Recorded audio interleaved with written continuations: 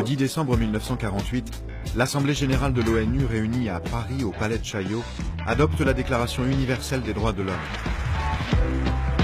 À travers ces 30 articles, le texte reconnaît notamment que tous les hommes naissent libres et égaux en dignité et en droit, sans distinction de race, de couleur, de sexe ou de toute autre situation. Il précise que nul ne sera tenu en esclavage ou ne sera soumis à la torture, que toute personne a le droit à l'éducation, à la santé, à la justice ou à la liberté d'expression et d'opinion. En 1948, la Seconde Guerre mondiale est finie depuis 3 ans. Le procès de Nuremberg a reconnu les nazis coupables de crimes contre l'humanité. L'ONU a été créée pour remplacer la Société des Nations et assurer le maintien de la paix et de la sécurité dans le monde. We must learn to live together in peace. Les pays tentent de se reconstruire et les hommes essaient de recommencer à vivre. Mais le traumatisme est immense. L'horreur reste gravée dans les mémoires et l'enfer se reflète encore dans les yeux des rescapés. Jamais la valeur humaine n'avait été méprisée à ce point. Le pire traitement qu'un homme peut infliger à un autre homme, c'est pas de le tuer, mais c'est de le nier en tant que personne. Les Nations Unies veulent s'assurer que de telles atrocités ne pourront plus jamais se reproduire. Depuis janvier 1947, une commission présidée par Eleanor Roosevelt travaille à la rédaction d'un texte qui s'inspire de la Déclaration française de 1789. Son objectif, protéger et garantir les droits de tous les individus partout dans le monde. Parmi les auteurs, originaires de 8 pays différents, le français René Cassin est l'un de ses principaux artisans. Il insiste notamment pour que le texte soit qualifié d'universel et non d'international, afin de transcender les intérêts des nations.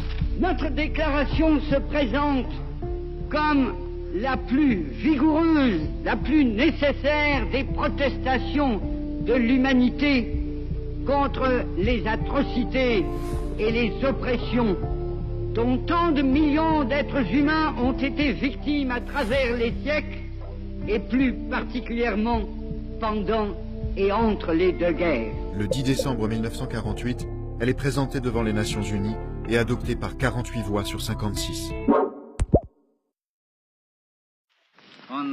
Aucun pays ne se prononce contre la déclaration, mais ils sont 8 à s'abstenir. L'Afrique du Sud, qui a instauré quelques mois plus tôt son régime d'apartheid, l'Arabie Saoudite, en désaccord avec le principe de l'égalité homme-femme, et les pays de l'URSS, qui refusent l'universalisme défendu par les démocraties occidentales, en contradiction avec l'idéologie marxiste. Mais derrière le refus de l'URSS, se cachent des tensions de plus en plus vives dans un monde devenu bipolaire. La toute nouvelle ONU, qui devait maintenir la paix, est tenue en échec. 2 superpuissances hostiles se font face dans un conflit d'un genre nouveau.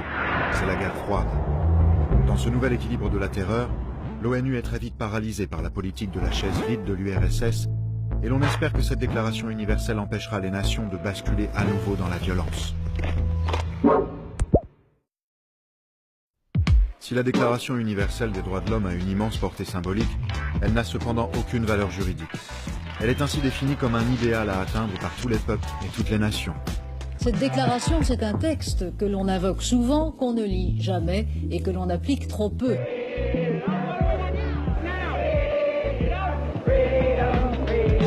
La Déclaration universelle des droits de l'homme a ensuite été complétée et renforcée par la signature de nombreuses conventions. Pour veiller à son application, la plupart des pays l'ont inscrite dans leur loi nationale. Mais certains gouvernements ont continué d'adopter des lois en contradiction avec les principes défendus par cette déclaration. Des millions de personnes subissent encore quotidiennement des discriminations et leur liberté fondamentale continue d'être bafouée. On a promis au peuple la charte des droits de l'homme. Il faut que celle-ci devienne une réalité avant que nos générations aient péri.